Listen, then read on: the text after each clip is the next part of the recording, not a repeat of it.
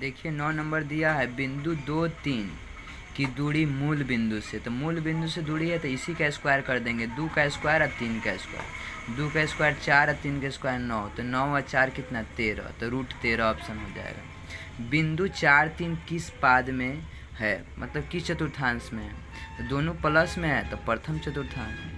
बिंदु इतना के बीच की दूरी, तो क्या करेंगे, x में से x वाला को घटा करके रूट अंडर में 4 में से 2 गया 2 का स्क्वायर यानी 4 हो जाएगा, 1 में से 3 गया 2 का स्क्वायर, 4 और 4 8, 8 का वर्गमूल 2√2 यानी 4 दूना 8 होता है, तो 4 का वर्गमूल तो 2 बन जाएगा और 2 एगो का जोड़ा नहीं मिलेगा तो ये रूटे में रहेगा।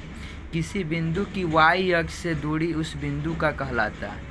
अगर y अक्ष की दूरी उस बिंदु का कहलाता है, किसी बिंदु की y अक्ष से दूरी, तो y अक्ष से दूरी x का मान कहलाता है। तो x का मान को क्या कहते हैं, x का निर्देशांक कहो, भुज कहो। अब पूछेगा x अक्ष से दूरी, तो x अक्ष से दूरी तो y के मान को हम लोग y निर्देशांक कहो या y कोटि कहो।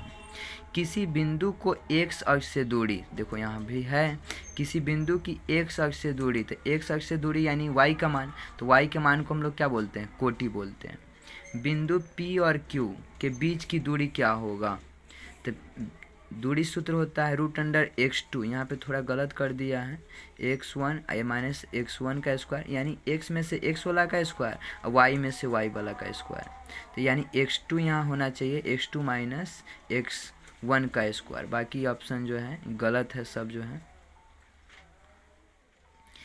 यदि बिंदु A और B इतना है तो दूरी 2AB के बराबर होगा। तो AB का दूरी निकाल लेंगे इसमें, तो AB का जो दूरी निकालना है, x में से x वाला घटेगा, तो इसमें से अगर मान के इसको घटा रहे तो माइनस है तो ये प्लस हो जाएगा, तो 1 में से 6 यानी 5 का स्क्वायर 25 हो जाएगा। इसमें से इसको घटाएंगे तो माइनस हो जाएगा, तो 7 और 5 12, 12 का स्क्वायर कितना 144 और 5 का स्क्वायर 25, तो 144 और 25 कितना होगा 169। 169 का वर्गमूल जो होगा 13 होगा, 13 होगा। यहाँ 2AB पूछ रहा है, तो 2AB का मतलब 2 से गुना, AB का जो मान आया है उसमें 2 से गुना कर दो, 13 दूना 26, 26 हो जाएगा ये ऑप्शन। बिंदु ई किस स्थिति किस पाद में है, तो यहाँ माइनस प्लस, तो माइनस प्लस कौन में होता है, द्वितीय चतुर्थांश में। बिंदु 15 8 की दूरी मूल बिंदु से, तो मूल बिंदु से तो बताए हैं उसी का स्क्वायर हो जाता है, 15 का स्क्वायर 225 और 8 का स्क्वायर कितना हो जाएगा 64, जोड़ेंगे 5 4 9 6 2 8, 2 का 289, 289 किसका वर्गमूल होता है 17 का, तो यानी ये ऑप्शन हो जाएगा। आगे देखो क्या दिया है, सूत्र m1x2 प्लस m2x1, ये जो सूत्र आप लोग देख रहे हैं ये कौन सा सूत्र होता है, विभाजन सूत्र। विभाजन सूत्र पढ़े होइएगा। विभाजन सूत्र में जो है जिसमें किसी दो बिंदु के बीच जो है अनुपात में विभाजित करने वाला, यानी m1x2 प्लस m2x1 m1y2, यानी एक बार x वाला को जोड़ देंगे अनुपात के साथ, एक बार y वाला को जोड़ देंगे। आगे है बिंदु P और Q। P जो है ये बिंदु दिया है, बिंदु A तथा B को मिलाने वाले रेखाखंड का क्या है, मध्य बिंदु है। AB का मध्य बिंदु का निर्देशांक ही है, तो A का मान बताना है क्या, तो A का मान देखो यहाँ पे कथी है, A आगे वाला x का मान है, तो इसका x का मान निकालेंगे। तो मध्य बिंदु है तो क्या करेंगे, दोनों का जोड़ देंगे, माइनस माइनस से जुड़ जाएगा, 6 2 क्या हो जाएगा 8, 8 यानी 8 माइनस 8 घटेगा तो -4, तो a/2 बराबर कितना हो जाएगा, a/2 बराबर -4। 2 गुण भागा है तो इधर आएगा तो गुना, 4 दूना 8, a का मान कितना आ जाएगा -8, तो इसमें कौन सा ऑप्शन होगा, a का मान -8। बिंदु इतना किस चतुर्थांश में है, तो माइनस प्लस, तो माइनस प्लस किस चतुर्थांश में होता है, तो माइनस प्लस द्वितीय में आता है, द्वितीय में।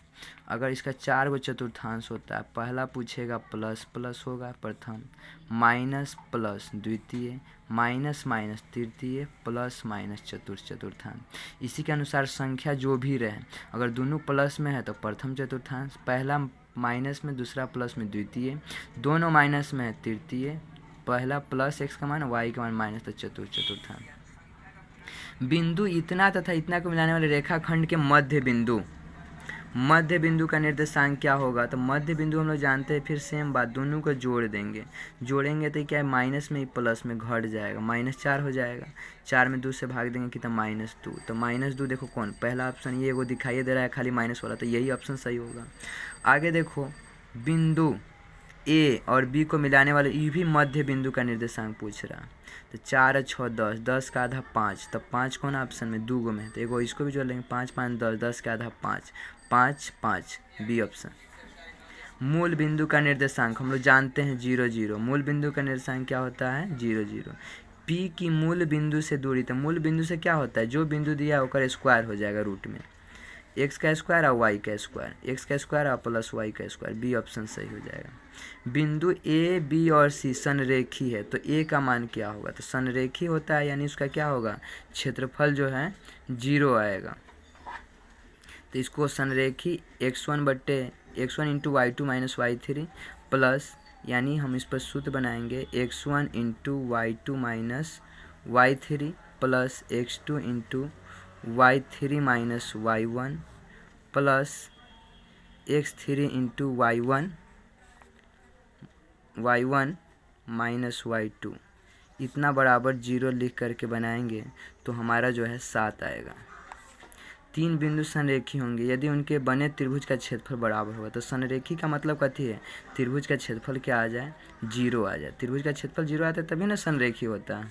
यदि संरेखी का मतलब क्या होता है, एक एक रेखा पर जो है तीनों बिंदु जो है स्थित हो, तो उसका यानी जो ऐसे स्लोप भी निकालेंगे, ए बी सी निकालेंगे, तो ए बी और बी सी दोनों को ऐड करेंगे ए सी के स्लोप के बराबर आएगा, फिर भी हो सकता है।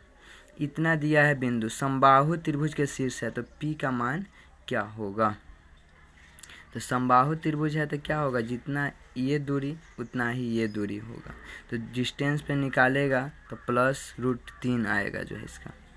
आगे है, यदि बिंदु इतना इतना और इतना संरेखी है तो के का मान क्या होगा।